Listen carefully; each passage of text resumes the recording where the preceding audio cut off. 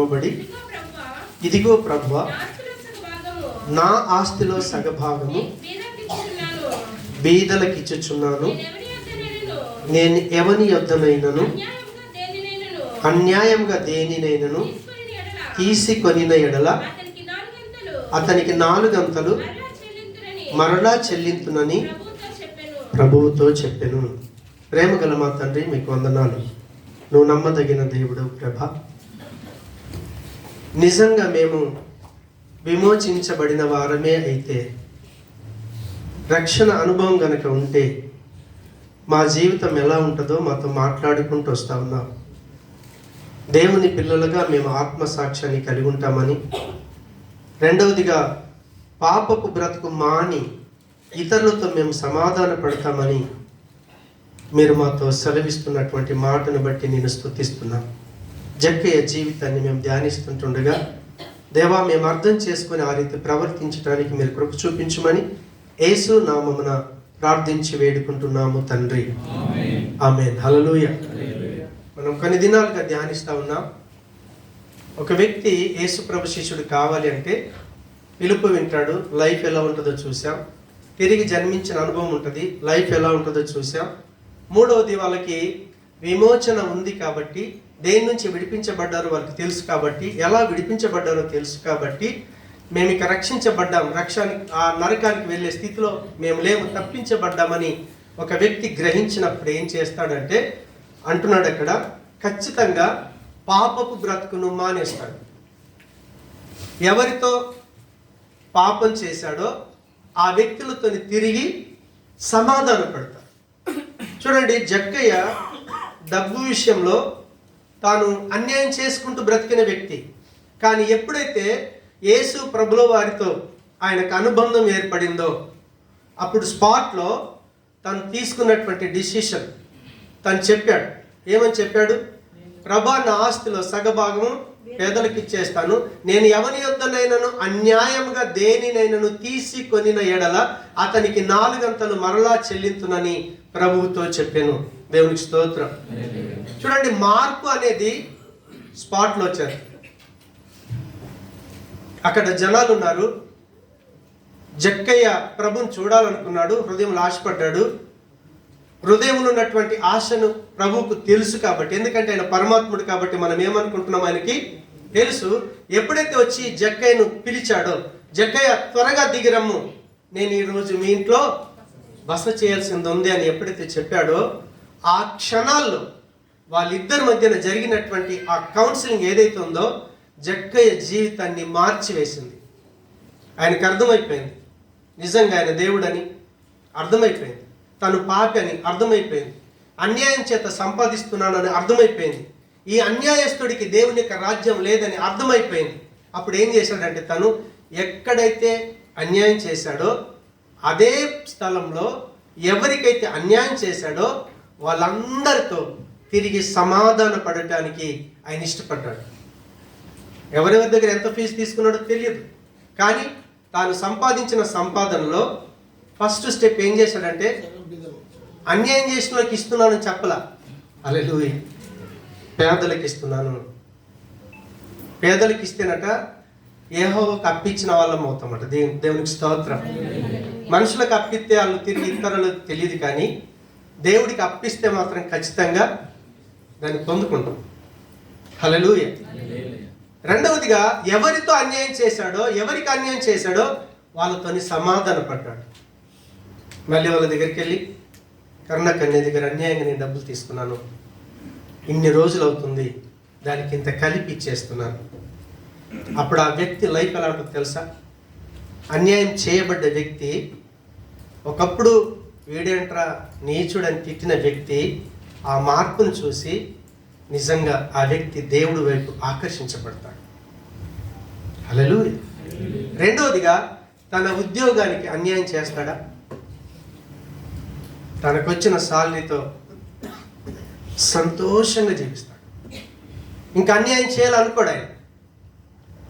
So ఆ రీతిగా ఈరోజు మనకు విమోచన దొరికింది, నరకానికి వెళ్లకుండా మనం కాపాడబడ్డాము అన్నప్పుడు మన వ్యక్తిగత లైఫ్లో ఈ లక్షణాలు కనిపిస్తాయి. మనం ఎవరికి అన్యాయం చేయం, హల్లెలూయా. నీకు ఎక్కడెక్కడైతే జాబ్ ఇచ్చాడో దేవుడు, ఆ కంపెనీలో నువ్వు నమ్మకంగా పనిచేస్తావు. ఎంత నమ్మకంగా పనిచేస్తామంటే, దేవుడికి ఇవ్వాల్సిన సమయం దేవుడికి ఇచ్చి, కంపెనీకి ఇవ్వాల్సిన సమయం కంపెనీకి ఇచ్చి పనిచేస్తాం. అలా పనిచేస్తున్నప్పుడు కూడా ఎక్కడ ఎలాంటి అవకాశం దొరికినా అన్యాయం చేయము. ఇంకా చాలామంది ఫోర్మెన్ చూస్తే, ఇంజనీర్ చూస్తే యాక్షన్ చేస్తూ ఉంటారు. అలాంటి స్థితి ఉండదు. ఎందుకంటే ఈ ఉద్యోగిని, అంటే నాకున్న అధికారిని నియమించింది నా దేవుడు, ఈ కంపెనీలో జాబ్ ఇచ్చింది నా దేవుడు, ఈ స్థలంలో ఉంచింది నా ప్రభువు. కాబట్టి మనుషులు చూస్తున్నారని కాదు, నేను దేవుడు చూస్తున్నానని దేవునికి చేసినట్టుగా పనిచేస్తాం. అలా పనిచేసే వ్యక్తికి విమోచన ఉంది, రక్షించబడ్డానన్న అనుభవంలో ఉన్నాడని అర్థం. లేదంటే మనుషులను చూసి మనుషులు మెప్పించడానికి పనులు చేసేవాళ్ళు చాలామంది ఉన్నారు. వీళ్ళ మీద వాళ్ళ మీద చాడీలు చెప్పి ఫోర్మెన్ ఇంజనీర్లు అయిన వాళ్ళు కూడా ఉన్నారు. అందుకే మీరు ఎఫెసీ పత్రిక 6వ అధ్యాయం 5 నుంచి 9 వచనం తర్వాత చదువుకోనండి. దేవునికి స్తోత్రం. ఒకవేళ అధికారి అయితే నువ్వు ఎలా ప్రవర్తిస్తావు, ఒకవేళ పనుడు అయితే ఎలా ప్రవర్తిస్తావు, ఒకవేళ నువ్వే యజమాని అయితే నువ్వు ఎలా ప్రవర్తిస్తావు, అన్ని విషయాలు అక్కడ రాయబడి ఉన్నాయి. హల్లెలూయా. పైగా ఇంటోళ్ళని మోసం చేస్తాడా? బయటోడికి అన్యాయం చేయనోడు ఇంటోళ్ళకి అన్యాయం చేస్తాడా? చేయడు. చూడండి, ఆయన లైఫ్ ఎంత భయంకరంగా ఉందో తెలియదు. అన్యాయంగా డబ్బులు వచ్చేస్తుంది, లగ్జరీ లైఫ్ ఉంటుంది, ఇంటికాడ పరిస్థితులు ఎలా ఉన్నాయో తెలియదు. కానీ ఎప్పుడైతే యేసు ప్రభుల వారు నేడు నేను నీ ఇంట బస చేయవలసి ఉన్నదని చెప్పి ఆ జక్కయ్యతో వెళ్ళాడో, బయట వాళ్ళంతా సనుక్కున్నారు. కానీ ప్రభువు ముందు తన కుటుంబాన్ని ఉన్నట్టుగా పెట్టేశాడు. ఆఫ్టర్ ఆల్ పాస్టర్ మన ఇంట్లోకి వచ్చేది ఉంటే మనం ఇల్లంతా సర్ది అన్ని పరిస్థితులు ఏమీ కనిపించకూడదు. అవునా? మనం అక్కడ ఎలా ఉన్నాం, ఎలా బ్రతుకుతున్నాం, ఏం చేస్తున్నాం అనేది కనిపించకుండా జాగ్రత్త పడి అయ్యగారు రండి అంటాం. అందుకే సడన్గా విజిట్ చేసినప్పుడు చేయకూడని అన్ని వాళ్ళు చేస్తున్నప్పుడు మా కళ్ళను పడుతూ ఉంటాయి. పాస్టర్ చూస్తున్నాడని భయపడితే ప్రయోజనం లేదు. హల్లెలూయా. నిజంగా నువ్వు పాపము నుంచి విడిపించబడ్డావని, నా ప్రభు తన ప్రాణం పెట్టి విడిపించాడని, నాకు విమోచన కలిగిందనే జ్ఞానం ఉంటే, నువ్వు చీకట్లో ఉన్నా, వెలుగులో ఉన్నా, ఒంటరి ఉన్నా, సమాజంగా ఉన్నా ఒకటే రీతిగా బ్రతుకుతావు. హల్లెలూయా. ఆ ఇంటి వాళ్ళతో న్యాయమైన ప్రవర్తన ఉంటుంది. ఇప్పుడు మనం జక్కయ్య దర్శించినట్టుగా ప్రభు దర్శనం మనకు అవుతే, అప్పుడంటే నిజంగా ఈ వాక్యం ఆధారం అంతా వాళ్ళకు లేదు, ఓన్లీ ధర్మశాస్త్రం ఉంది. కానీ ఈరోజు ప్రభు చేసిన ప్రతి కార్యాన్ని మన కళ్ళ ముందు పెట్టాడు. ఈరోజు ఆయనను నమ్మి బాప్తిసం పొంది దేవుని పిల్లలుగా జీవిస్తున్నాం. ఇది దేవుని కుటుంబం అని మనకు అర్థమైనప్పుడు సంఘంలో ఉన్న పిల్లలు కూడా ఒకరికొకరు అన్యాయం చేసుకోలేరు. వాళ్ళ మధ్యన ప్రవర్తన ఎలా ఉంటుందో తెలుసా? సొంత అన్న చెల్లెలా బ్రతుకుతారు, సొంత తండ్రి పిల్లలాగా బ్రతుకుతారు. మాటలో దోషం ఉండదు, చూపులో దోషం ఉండదు, ఆలోచనలో దోషం ఉండదు. ఆ రీతిగా విమోచించబడిన వాళ్ళ జీవితాలు, రక్షించబడిన వాళ్ళ జీవితాలు ఉంటాయి. అందుకే సపోజ్ బయట వాళ్ళ సంగతి మనకు అనవసరం, ఒకే సంఘం అని బ్రతుకుతున్నాం కదా. ఒకవేళ మీ మధ్యన ఎక్కడైనా మిస్టేక్స్ జరిగితే, తప్పుడు జరిగితే, పాపమే జరిగితే, దయచేసి మీరు ఏం చేయాలో తెలుసా? వాళ్ళతో సమాధాన పడాలి. అన్నయ్య, తెలియక నిన్ను మోసం చేశాను, అక్క నేను తెలియక మోసం చేశాను, చెల్లి నేను తెలియక మోసం చేశాను, నాకు చెడ్డ ఆలోచనలు వచ్చాయి, చెడ్డ తలంపులు వచ్చాయి, కాబట్టి నేను పాత జేమ్స్ని కాదు, ఇప్పుడు నేను కొత్త జేమ్స్ని. నాలో నవీన స్వభావం వచ్చేసింది, దేవుని స్వభావం వచ్చేసింది. ఒకవేళ గత జీవితాన్ని కనుక జ్ఞాపకం చేసుకుంటే, సారీ అక్కయ్య, నన్ను క్షమించు, వెంటనే సమాధాన పడతాడు. ఏ వ్యక్తి తెలుసా? విమోచన, రక్షణ అనుభవం ఉన్న వ్యక్తి. లేదంటే పాపము కంటిన్యూ అవుతూ ఉంటుంది. అంటే నువ్వు క్రీస్తు బిడ్డవు కావు, క్రీస్తుకు శిష్యుడివి కాలేవు. 100% నీ ప్లేసు నరకానికి కేటాయించబడిన లైఫే. దేవునికి స్తోత్రం, హల్లెలూయా. మూడోది ఏం చేస్తాడంటే యోహాను సువార్త 8:34 ఒకసారి చూద్దాం.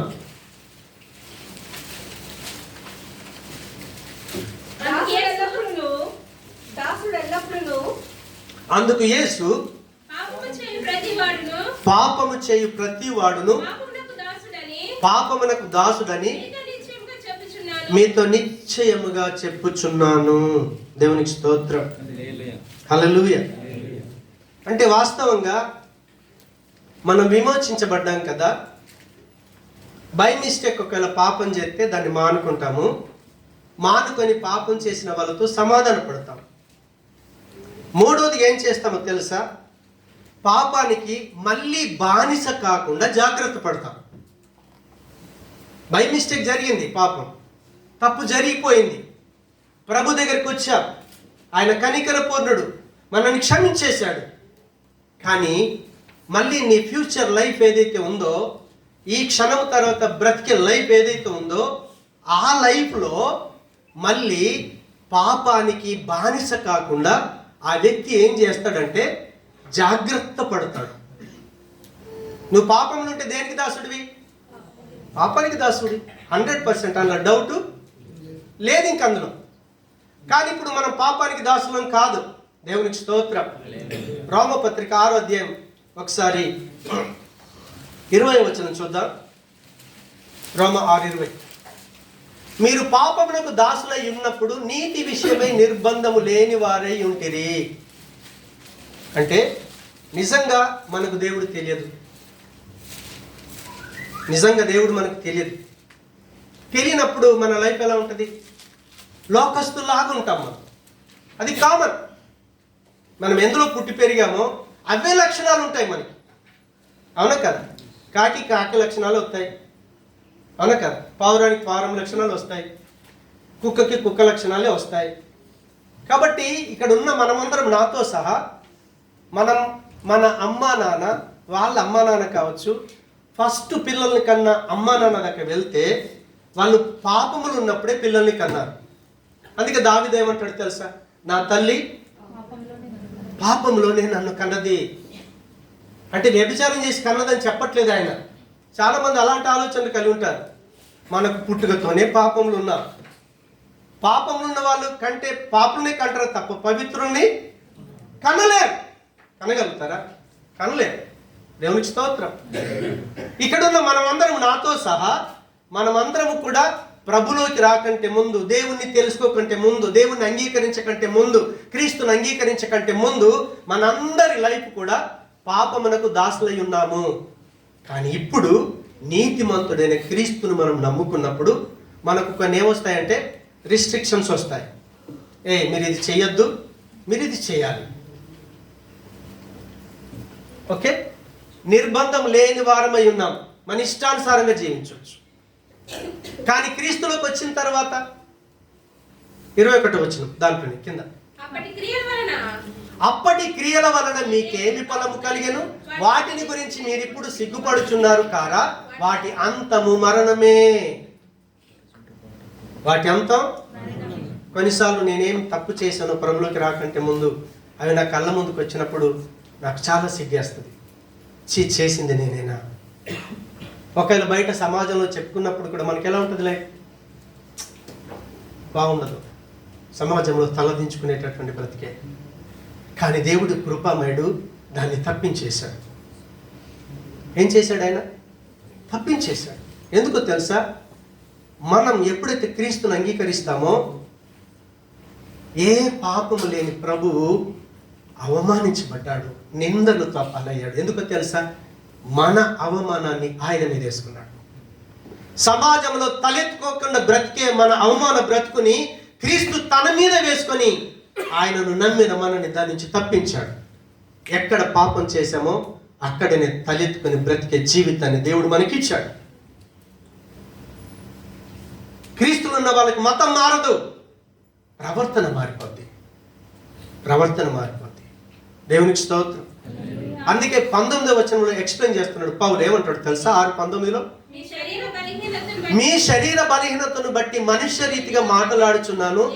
ఏమనగా అక్రమము చేయుటకై, నువ్వు చదువుకున్నాను, అక్రమము చేయుటకై అపవిత్రతకును అక్రమమునకు మీ అవయవములను దాసులుగా ఎలాగూ అప్పగించితిరో అలాగే పరిశుద్ధత కలుగుటకై ఇప్పుడు మీ అవయవములను నీతికి దాసులుగా అప్పగించండి.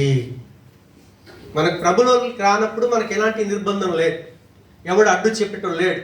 నా జీవితం నా ఇష్టం. ఎందుకు తెలుసా? మన మీద సైతాన్ యొక్క అధికారం పనిచేస్తుంది కాబట్టి ఎవడన్నా మంచి చెప్పినా వినం. నా డబ్బుతో నేను తాగుతున్నా, నీకేంట్రా అంటాడు. అంతే. నువ్వు ఇచ్చావా? నిన్ను అడిగానా నేను? అవునా? అరే నాశనం అయితే నేను నాశనం అయితే నీకు వచ్చిన బాధ అంటే తిరగబడతారు, తిట్టేస్తారు, అవసరమైతే కొడతారు కూడా. కానీ ఈరోజు క్రీస్తులోకి వచ్చాం కదా. క్రీస్తులోకి రాకంటే ముందు మీ కళ్ళు కావచ్చు, మీ చేతులు కావచ్చు, మీ శరీరంలో ప్రతి పార్ట్ను పాపము చేయటానికి ఎలా ఉపయోగించారో ఇప్పుడు ఏమంటుండో తెలుసా? అలాగే ఇప్పుడు పరిశుద్ధత కలుగుటక ఇప్పుడు మీ అవయములను నీతికి దాసులుగా. ప్రభులకు రాకంటే ముందు ఇష్టం ఉన్నట్టు బూతులు తిట్టేవాడిని. కానీ ఇప్పుడు బూతులు తిట్టే నోరుని నేనేం చేయాలి? ఇప్పుడు నేనే చేయాలా వద్దా? యేసు ప్రభు వచ్చి నోరుతో అనిపిస్తాడా? చాలా మంది ఏమంటారు తెలుసా? దేవుని సన్నిధికి రాలేమంటే ప్రభు నడిపిస్తే వస్తాను. అమ్మో, ప్రభు తినమంటేనే తింటున్నావు, ప్రభు బ్రష్ చేయమంటేనే బ్రష్ చేస్తున్నావు, ప్రభు డ్యూటీకి వెళ్ళమంటేనే వెళ్తున్నావు. కానీ చర్చికి వచ్చేందుకు మాత్రం ప్రభువే నడిపించాలి. ఎంత అమాయక ప్రజలు. ఆయన ప్రాణం పెట్టి నిన్ను కొనుక్కొని నరకానికి వెళ్ళాల్సిన నిన్ను తప్పించి ఆయన శరీరం అనే సంఘముతో అంటకట్టాడే. ఆ తెలివి ఉందా? ఆ మాటలు అనొచ్చా? ఆలోచన చేయండి. ఇప్పుడు అలాగే పరిశుద్ధత కలుగుటక ఇప్పుడు మీ అవయవములను నీతికి దాసులుగా. నీ కళ్ళు పాపానికి అప్పగించావా మొబైల్లో? లేకపోతే మన ఎదుట స్త్రీలు ఉన్నప్పుడు మాట్లాడడం, కానీ చూపులు ఎలా ఉంటాయి? మోహపు చూపులు. ఇప్పుడు ఆ కళ్ళకు నువ్వేం చూడాలి? అప్పుడేమో పాపం కలగటానికి అప్పగించావు చూపుల్ని, ఇప్పుడు ఏం చేయాలి? వాటిని పరిశుద్ధత కలుగుటకై. యేసు ప్రభు సింపుల్గా చెప్పలేదు. ఆయన ఏం చేశాడు తెలుసా? ఆయన చేసి చూపించాడు. అందమైన అమ్మాయి మిట్ట మధ్యాహ్నం ఎవడు లేడు, యేసు ప్రభు దగ్గరికి వచ్చింది. అమ్మ అని పిలవగలిగాడు. ఆయన ఎలా పిలిపించాడు తెలుసా? అమ్మ అని పిలిచాడు ఆయన. ఎంత పవిత్రమైన చూపు ఉంటే అంత పవిత్రమైన మాట వస్తుంది. ఇప్పుడు ఈ పని చేయాల్సింది ఎవరు? మనమే కదా. పాపానికి అప్పగిస్తే నరకం ఉందని నీకు అర్థమైంది కదా. నీకు అర్థమైనప్పుడు నువ్వేం చేయాలి? అదే నోరు, అదే చెయ్యి, అదే కాలు, అదే కన్ను, అదే చెవి పవిత్రత కలగటానికి నీతి కొరకు నీ అవయవాలను అప్పగించుకోవాలి. అది నీ చేతిలో ఉంది. ఇప్పుడు దేవుని అనటానికి లేదు, నీకు సహాయం చేయటం కొరకే పరిశుద్ధాత్మని నీతో ఉంచాడు ఆయన. మనం బలహీనులం, ఆయన బలవంతుడు. యేసు ప్రభుని నమ్మి బాప్తిసం పొందితే పరిశుద్ధాత్మని ఊరికని ఇవ్వలేడు, పనిలోకి ఇవ్వలేడు. మనం కొన్నిసార్లు మన శరీరానికి లోబడతామని, ఆ శరీరాన్ని జయించడం కొరకని యేసు యొక్క ఆత్మను మనతో ఉంచాడు ఆయన. అందుకే యేసు ప్రభుల వారు వెళ్ళిపోయేటప్పుడు అంటాడు, ఇదిగో యుగ సమాప్తి వరకు నేను మీతో ఉన్నాను. దేవునికి స్తోత్రం. మనం చాలా జాగ్రత్తగా ప్రవర్తించాలి. ఒక సేవకుడు ఏదైనా మాట చెప్తే దానికి లోబడాలి. నన్ను ఇక్కడ కూర్చోకంటే కూర్చోవద్దు అంతే, నువ్వు ఇలా వెళ్ళకంటే వెళ్ళొద్దు అంతే. ఎదురు ప్రశ్న వేయకూడదు. ఎందుకో తెలుసా? మిమ్మల్ని కాపాడుకోవటం కొరకని ఆ తండ్రి ప్రయాసపడుతున్న ప్రయాసం మీకు తెలియదు. పరిశుద్ధాత్మదేవుడు మిమ్మల్ని రాంగ్ వేలకు వెళ్ళకుండా కాపాడుతాడు. కారణం ఏంటో తెలుసా? తండ్రికి నువ్వు రాంగ్ వేలు వెళ్ళటం ఇష్టం లేదు. అందుకు పరిశుద్ధాత్మదేవుడు నిన్ను హెచ్చరిస్తూ ఉంటాడు. ఒక సేవకుడు కూడా నిన్ను చూసి నాన్న ఇలా చేయకు, ఇలా మాట్లాడకు, ఇక్కడ కూర్చోకు, ఇక్కడ మాట్లాడకు, ఇది చేయకని చెప్పినప్పుడు నువ్వు ఎప్పుడైతే ప్రేమతో అంగీకరిస్తావో నిన్ను నువ్వు కాపాడుకుంటావు. మళ్ళీ పాపం చేసే అవకాశం ఉన్న చోటికి మనం వెళ్ళొద్దు. మనం ఏం చేయాలి? మనల్ని మనం జాగ్రత్త చేసుకోవాలి. వెళ్తే ఏం జరుగుద్ది?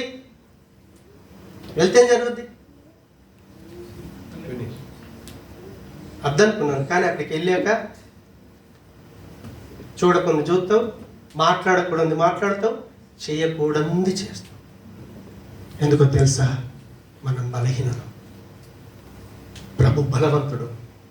ఆయన మనం హెచ్చరించినప్పుడు అని ఓకే వద్దు అయ్యగారు ఎందుకు చెప్పాడు.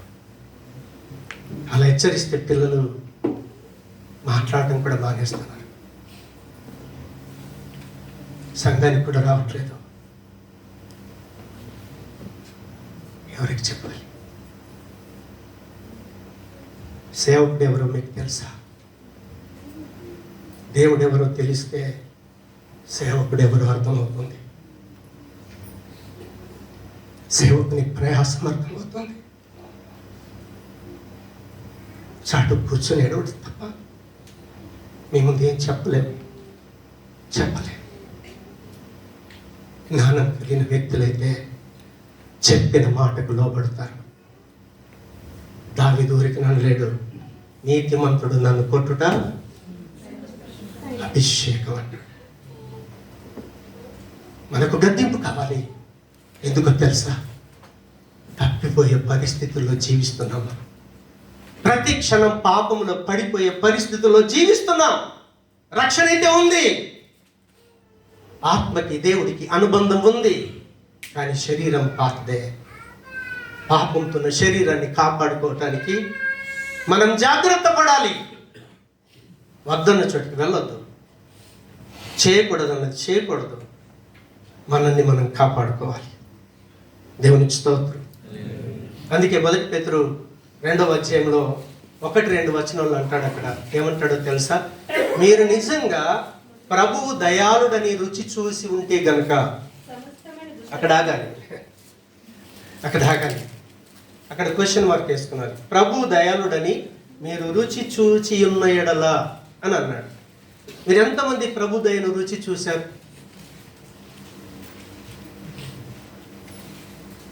ప్రభు దయని రుచి చూడని వ్యక్తికి అసలు రక్షణే లేదు. ఎందుకో తెలుసా? ఆయన దయామయుడు కాబట్టే మనం చేసిన తప్పులకు మన మీద శిక్షే లేదు. అర్థమవుతుందా మీకు? మనం ఎన్ని తప్పులు చేశామో, చేసిన ప్రతి తప్పిదాన్ని తప్పించి తన ఏకైక ప్రియ కుమారుడైన క్రీస్తు మీద వేసేసాడు. ఈరోజు నేను చేసిన తప్పులకు నా ప్రభు శిక్షించబడ్డాడు, నేను చావలసిన స్థలంలో నా ప్రభు చనిపోయాడని ఒకవేళ నువ్వు గురి తిరిగితే, రుచి చూస్తే నువ్వేం చేస్తావు తెలుసా? 2వ వచనం త్వరగా. సమస్తమైన దుష్టత్వమును, సమస్తమైన కపటమును, వేషధారణను, అసూయను, సమస్త దూషణ మాటలను మానేస్తావు. ఇంకా నువ్వు ఎందుకో తెలుసా? మనం చేసిన తప్పులకు రావాల్సిన శిక్ష తప్పించబడడానికి అసలు మార్గమే లేదు. ఎవడు తప్పించలేడు. ఏ దేవుడు నీకు ప్రాణాత్మ శరీరాన్ని ఇచ్చాడో ఆ దేవుడు నీలా మనిషిలో వచ్చి నీ పాపమంతా తన మీద వేసుకుని నిన్ను తప్పించాడే. ఆయన ఎంత దయామయుడైతే ఈ భాగ్యం దొరికింది. దాని విలువ గుర్తెరిగితే మనం ఏం చేస్తాం తెలుసామా? ఏ విధమైన దుష్టత్వం ఉండదు, ఏ కపటం ఉండదు, వేషధారణ ఉండదు, అసూయ ఉండదు. అసలు ఎక్కడ కూడా చెడ్డ మాటలు, బూతు మాటలు రాకుండా జాగ్రత్త పడతాం. హల్లెలూయా. లేదంటే పాడలేము. చర్చిలో ఉన్నంతసేపు ప్రేయలాడు అంటాం, బయటికి వెళ్తే బూత్ మాటలు, కొట్టుకోవటం, తిట్టుకోవటం, అరుచుకోవటం. నువ్వు నన్ను ఇలా అన్నావు, నేను నిన్ను ఇలా అన్నాను, నువ్వు నాకు ఇది చేసావు, నేను నీకు ఇది చేశాను. బయటతో కాదు, జస్ట్ ఈ చర్చ్ కంపౌండ్లో ఇక్కడ ఎవరైతే ఉన్నారో వాళ్ళ మధ్య సంభాషణ. ఎంత దౌర్భాగ్యమో తెలుసా? ఇశ్రాయేలు, నీ భాగ్యం ఎంత గొప్పదని దేవుడు చెప్తా ఉంటే ఆ భాగ్యం తెలియక ఇంకా మనుష్య రీతిగాని ప్రవర్తిస్తూ ఉంటే, నిన్ను నువ్వు జాగ్రత్త పరుచుకోకపోతే, నువ్వు అవి మానుకోకపోతే మన స్థితి ఏంటి? అసలు మనకు విమోచన ఉందా? మనం రక్షించబడ్డామా? క్వశ్చన్ మార్క్ వేసుకోవాలి. ఇది మన పర్సనల్ లైఫ్కి సంబంధించింది, ఎవరి గురించే కాదు. నేను ఎవరి గురించి చెప్పట్లేదు, నా గురించి నేను, మీ గురించి మీరు ప్రశ్న వేసుకోవాలి. అప్పుడు మనం ఏం చెప్తాం తెలుసా? 3వ వచనం, క్రొత్తగా జన్మించిన శిశువులు పోయిన వారే నిర్మలమైన వాక్యం అనే పాల వలన రక్షణ విషయంలో ఎదుగు నిమిత్తము ఆ పాలను అపేక్షించుడి. రక్షించబడ్డాం, దానిని నిశ్చేత చేసుకుంటూ వెళ్తాం. ఎంతమంది వాక్యం చదువుతున్నారు నానంటే చాలామంది చదవట్లేదు. టైంపాస్ కూకుండా మొబైల్ అంతా చెప్తాం, వాట్సాప్లో గంట సేపు, ఫేస్బుక్లో గంట సేపు, యూట్యూబ్లోకి వెళ్తే అసలు ఎంత టైం అయిద్దో తెలియనే తెలియదు. ఫేస్బుక్లోకి వెళ్ళి అన్నీ చూద్దాం, కానీ కూర్చున్న చోట నా దేవుడు ఏం మాట్లాడతాడో మొబైల్లో ఓపెన్ చేసుకొని వాక్యం ఎంతమంది చదువుతున్నారు. ఎందుకో తెలుసా? అవి నీ ఆధ్యాత్మిక జీవితానికి పాలట. ఒక చంటి బిడ్డ ఎదగాలంటే పాలు తాగకపోతే ఎదగలేడు, చివరికి చచ్చిపోతాడు. ఇవన్నీ మానేస్తాం. ఇవన్నీ మానేసి పైన 2వ వచనం ఉన్నాయన్ని మనం మానేయగలుగుతాం. దేవునికి స్తోత్రం, హల్లెలూయా. కాబట్టి దేవుడి యొక్క కృప ఈరోజు మనం 21-22 వచనాలు చూడండి. అదే 1 పేతురు 2వ అధ్యాయం 21-22 వచనం. క్రీస్తు కూడా మీ కొరకు బాధపడి తన అడుగుజాడలయందు నడుచుకొనున్నట్లు మీకు మాదిరి ఉంచిపోయెను. క్రీస్తు కూడా బాధపడ్డాడు. ఇందుకు మీరు పిలువబడితిరి. ఎందుకు పిలువబడ్డా? క్రీస్తులాగా జీవించటానికి. మనల్ని పిలుచుకున్నది ఎందుకు తెలుసా? నాలాగా మీరు జీవించాలి. కంపెనీడు ఎందుకు పిలుచుకున్నాడు మిమ్మల్ని? కంపెనీ చెప్పిన పని చేయటానికే. కంపెనీ ఏ యూనిఫామ్ ఇస్తే ఆ యూనిఫామ్ వేసుకోవాలి, ఏ పని ఇస్తే ఆ పని. అందుకనే కదా మిమ్మల్ని పెట్టుకున్నది. ఈ లోకంలో నశించిపోయే మనల్ని ప్రభు కూడా ఎందుకు కొరకు పిలుచుకున్నాడు, ఎందుకు పిలువబడ్డామంటే ఆయన అంటున్నాడు, క్రీస్తు మీ కొరకు బాధపడి అని అన్నాడు. ఏం బాధపడ్డాడు ఆయన? నిందలు, అవమానాలు, హింసలు, రాసుకత్తి చచ్చిపోయాడు ఆయన. అవునా కదా? ఎందుకొరకు ఆ బాధపడ్డాడు? మనం ఆయనలాగా పాపం లేకుండా జీవించాలని. 22లో ఆయన పాపం చేయలేదు, ఆయన నోట ఏ కపటము కూడా. అంటే క్రీస్తు ప్రభు పాపం చేయలే, మనం కూడా పాపం చేయలేదు. ఆయన లోపల ఏ కపటం. అందుకే మీరు అడిగినప్పుడు ఉన్నది ఉన్నట్టు చెప్పాలి. చెప్పాం, ఒకటి అడిగితే ఇంకోటి చెప్తాం. అవును కదా? ఎక్కడి నుంచి వచ్చామంటే అది చెప్పాం, మనం రాంగే చెప్తాం. ఈరోజు ఎందుకు రాలేదంటే రాంగే చెప్తాం. అవునా? ఎన్నో కారణాలు చెప్తాం. క్రీస్తు ప్రభులో, యేసు ప్రభులో వారిలో అసలు పాపమే లేదు. మనం కూడా పాపం లేకుండా జీవించడానికి ఆయన ఏం చేశాడు? మనల్ని పిలుచుకున్నాడు. ఆయన లోపల కపటం లేదు, అబద్ధాలు లేవు. అబద్ధం ఎవరికి సంబంధించింది? అపవాదికి సంబంధించింది. మనం ఎవరి పిల్లలము? కాబట్టి మనకు రక్షణ ఉంటే, విమోచన ఉంటే మనం ఏం చేస్తాం? పాపం చేయం, అబద్ధాలాడు. అందుకే దేవుని యొక్క వాక్యం ఏం సెలవిస్తుందంటే, ఎఫెసీ పత్రిక 2వ అధ్యాయం 1వ వచనంలో, అపరాధముల చేత పాపముల చేత చచ్చిపోయినటువంటి మనల్ని దేవుడు ఏం చేశాడో తెలుసా? యేసు ప్రభును పంపించి, వీళ్ళందరినీ నేను సృష్టించాను, నా పిల్లలు, కాబట్టి నువ్వేం చేయాలంటే వాళ్ళందరి పాపం నీ మీద వేసుకొని నువ్వు చచ్చిపోవాలి. చచ్చిపోయి సమాధిలో ఉండకూడదు, ఆ చావును జయించి లెగాలి. అలా మన పాపాల కొరకు చనిపోయినటువంటి క్రీస్తును నా పాపం కొరకు చచ్చిపోయాడని నువ్వు గురితెరిగి, ఆయన చావు నుంచి, సమాధి నుంచి లేపబడ్డాడని నీవు ఎప్పుడైతే ఎరుగుతావో అప్పుడు నువ్వు కూడా ఏం చేస్తావు తెలుసా? పాపము చేయకుండా బ్రతకగలుగుతావు. మరణం అంటే ఏంటి తెలుసా? ఎడబాటు. దేవుడికి మనకి ఎడబాటు వచ్చింది, దూరం అయిపోయాడు, పాపం దూరం చేసింది. పాపాన్ని ఆయన మీద వేసుకున్నాడు. వేసుకొని ఇప్పుడు మళ్ళీ మనల్ని ఏం చేశాడు? దేవుడితో కలిసి ఉండే జీవితం ఇచ్చాడు. మీరు ఒంటరిగానే, మీరు మీలో ఉన్న పరిశుద్ధాత్ముడికి ఆలయమై ఉన్నారు, మీరు గుడై ఉన్నారు. దేవుణ్ణి ఎంతైనా ఆరాధన చేసుకోవచ్చు. అందుకే ఏమంటాడంటే, కిందికి వచ్చిన తర్వాత మనం ఎరగకంటే ముందు లోకస్తులు ఎన్ని చేశారో అన్ని పనులు మనం చేసుకుంటూనే వచ్చాం. అవునక కింద 2వ వచనంలో అంటాడు, ఏమంటాడంటే, మీరు వాటిని చేయొచ్చు వాయుమండల సమ్మతి అయిన అధిపతిని అనగా అవిధేయులైన వారిని ఇప్పుడు ప్రేరేపించు శక్తికి అధిపతిని అనుసరించి ఈ ప్రపంచ ధర్మం చొప్పున మునుపు నడుచుకుంటిరి. మునుపు అంటే క్రైస్తవులం కాకంటే ముందు, యేసు ప్రభు దగ్గరికి రాకంటే ముందు. మన బ్రతికేంటిది? వాళ్ళు చేసినట్టు మనం చేసినాం. సహజంగా మనం ఏమయ్యాం తెలుసా? దైవోగ్రతకు పాలయ్యుంటిమి, పాత్రులమయ్యుంటిమి. మనం నరకానికి 100% వెళ్ళే కన్ఫర్మేషన్లు ఉన్నాం. కానీ ఈరోజు దేవుడు తప్పించాడు కాబట్టి తప్పించబడినటువంటి ఆ జీవితాన్ని మనల్ని మనం కాపాడుకోవటానికి, అదే రోమపత్రిక 6:10-13 వచనం తర్వాత చదువుకోనండి. అక్కడ అంటాడు, మీరు ప్రభువులో శక్తిమంతులు కావాలి. ఎందుకో తెలుసా? సాతానుడు మనల్ని ఏం చేస్తాడో తెలుసా? వాడు కుయుక్తి చేత మనల్ని పడగొడుతూ ఉంటాడు. సింపుల్గా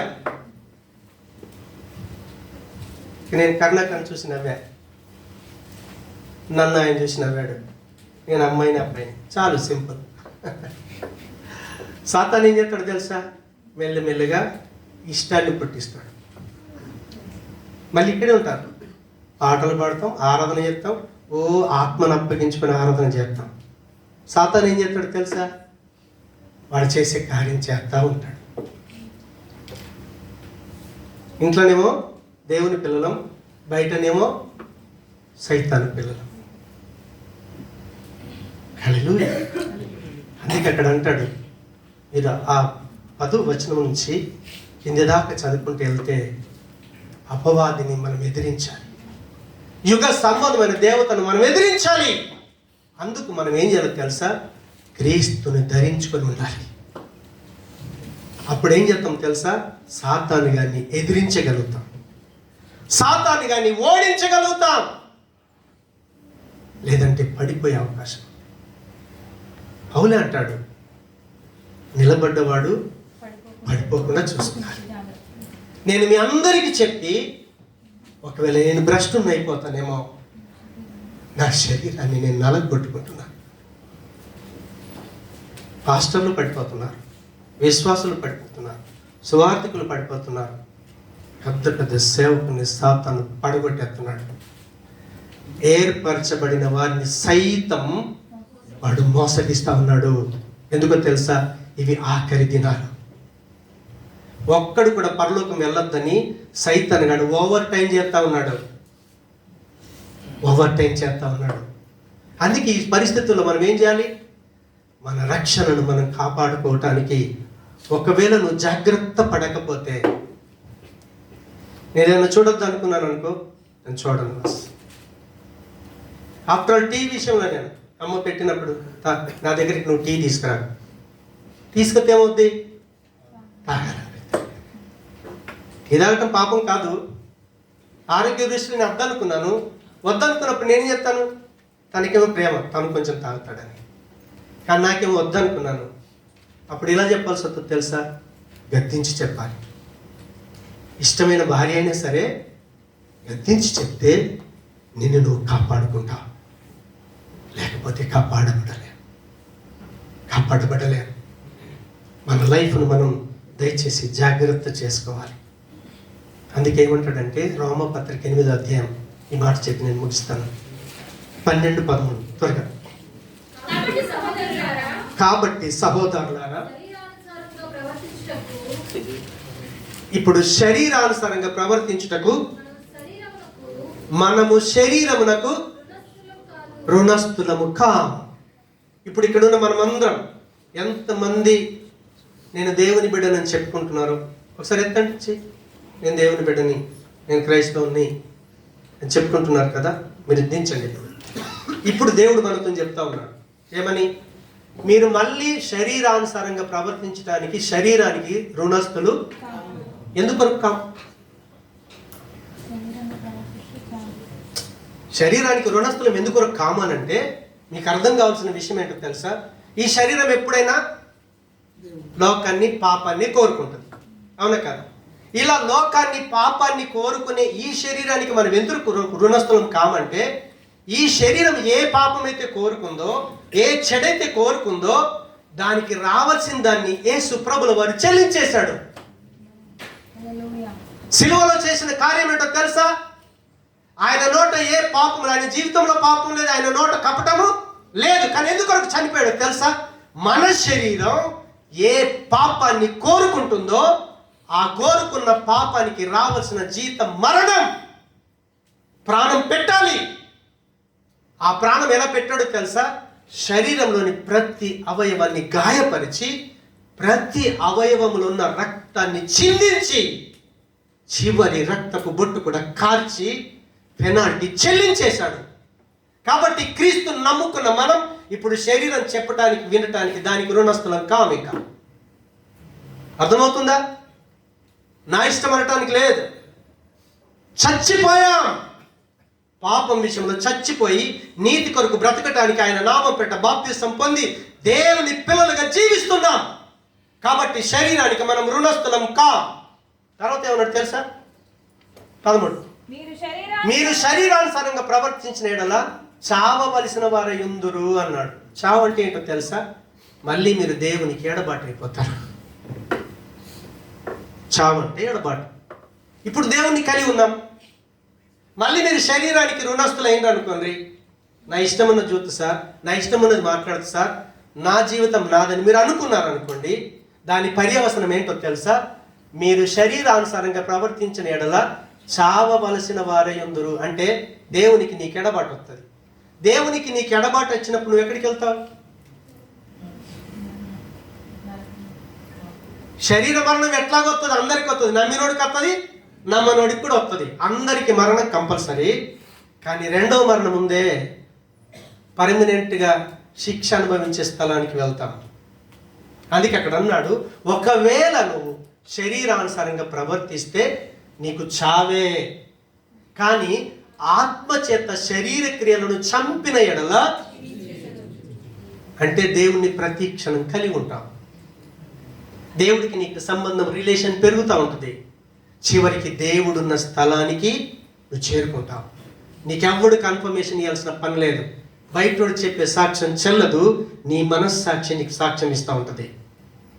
కాబట్టి విమోచన రక్షణ అనుభవం ఉన్న వ్యక్తి పాపం మానేస్తాడు, పాపం చేసిన వాళ్ళతో సమాధాన పడతాడు. మళ్ళీ రిలేషన్ ఏం చేసుకుంటాడు? పెంచుకుంటాడు. నువ్వు అన్నవే, నా చెల్లివే, నా అమ్మవే, నా తల్లివే, నేను నీ కొడుకునే. ఆ రిలేషన్ పెంచుకుంటాడు. రెండోది ఏం చేస్తాడు తెలుసా?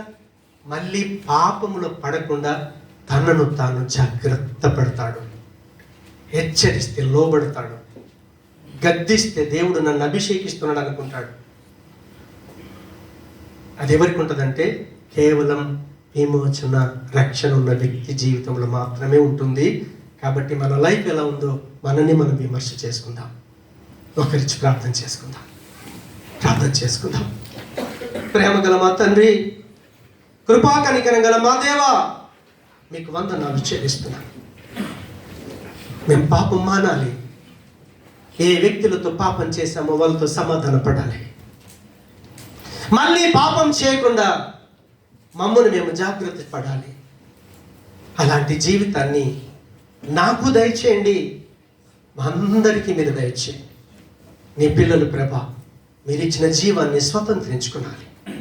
ఏ క్షణము కూడా నిన్ను ఎడబాసి ఉండకుండా ప్రతి క్షణము నిన్ను కలిగి ఉండి నీ ఆత్మచేత శరీర క్రియలను జయించుకుంటూ మీ బిడ్డలుగా జీవించడానికి సహాయం చేసి మహిమ పొందుమని యేసు నామమున ప్రార్థించి వేడుకుంటున్నాము తండ్రి. ఆమేన్.